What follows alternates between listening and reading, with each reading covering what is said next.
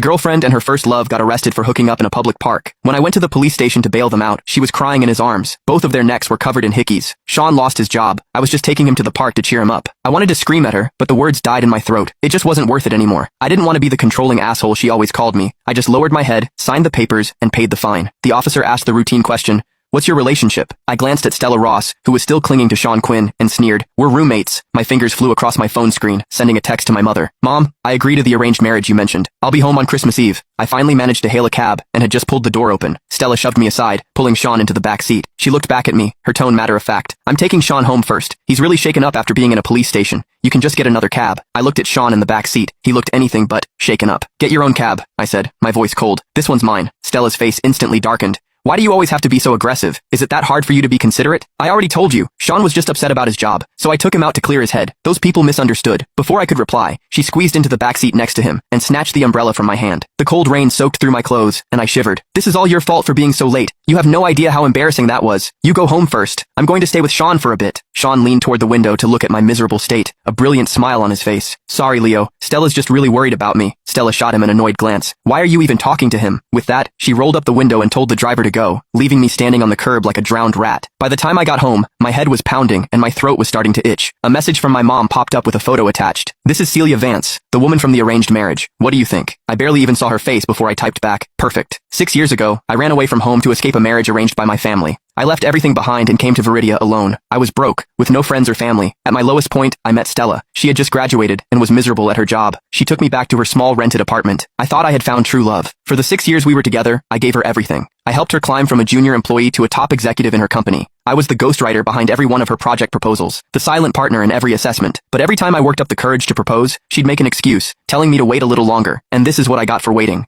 Her, cheating on me with Sean. Now, I was done waiting. From under the coffee table, I pulled out a crumpled booklet. It was a collection of flight stubs from Viridia to the UK. The last one was dated 3 days before Sean returned to the country. Sean had been studying in the UK all these years. All those missed anniversaries and Valentine's days, she had used business trips as an excuse to be with Sean. And I was the fool who believed her, thinking she was genuinely too busy. It was after midnight when Stella came home. I woke up the moment her cold body pressed against mine. The acrid smell of sex mixed with men's cologne clung to her, making my stomach turn. I grabbed her wandering hand. "I have a fever," I said coldly. Her hand froze for a second before she pulled it back, her voice laced with impatience. What a buzzkill. She didn't say anything else, just rolled over with her back to me, pulling the blanket with her. A cold draft washed over me, making my feverish body feel even colder. In the darkness, the faint glow of her phone screen flickered, punctuated by a few stifled giggles. I closed my eyes and pretended to be asleep.